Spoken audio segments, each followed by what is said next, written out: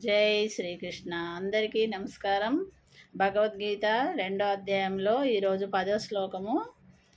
శ్రీ భగవాను వాచ అశోచాన్నన్వశోచస్వం ప్రజ్ఞావాదంచ భాససే గతాసూన గతాసూంచ నాను శోచంచి పండితః.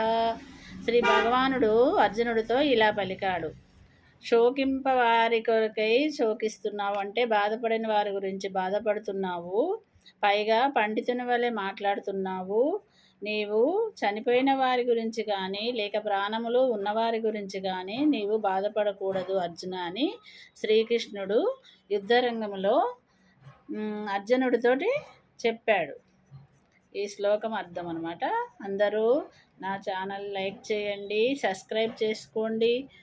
అందరూ కూడా జై శ్రీకృష్ణ, జై శ్రీమన్నారాయణ.